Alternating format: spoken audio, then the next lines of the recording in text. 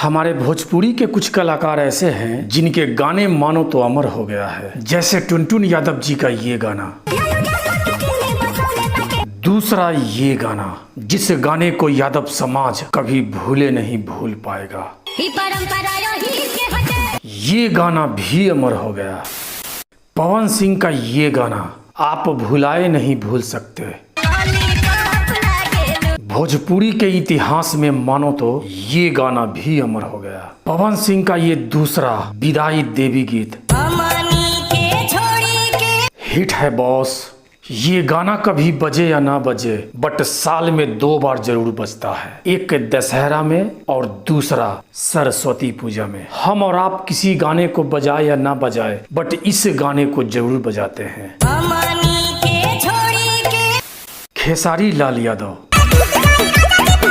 ये गाना भी भोजपुरी में अमर हो गया। इनका दूसरा ये गाना, ये सभी गाने आपको कहीं न कहीं जरूर सुनने को मिलेगा। नील कमल सिंह, इनके ये गाने आपको हमेशा कहीं न कहीं सुनने को जरूर मिलेगा। रितेश पांडे, बिलियन स्टार, इस गाने को भी आप भुलाए नहीं भूल सकते। अवधेश प्रेमी यादव, इनका भी ये गाना अमर हो गया। आज के डेट में आपको कहीं न कहीं जरूर सुनने को मिलेगा ये गाना।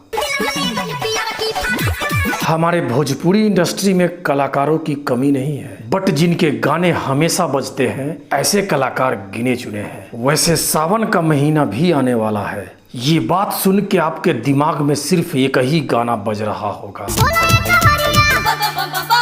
भाई जब तक ये सृष्टि रहेगी ये गाना यूं ही बजता रहेगा। बात तो सही है। ये लोग हमेशा ट्रेंड को फॉलो करते हैं, यही वजह है जो इनके 100 में से 90 गाने बज ही जाते हैं। कलाकार वो नहीं होता जिनके गाने साल में 1-2 बज जाए। असली भोजपुरी कलाकार वही होता है जिनका गाना हमेशा बजे, जैसे कि ये लोग, इनके गाने हमेशा बजते हैं। वैसे आप इन कलाकारों में से किनके फैन हैं ये कमेंट करके हमें जरूर बताइएगा। धन्यवाद।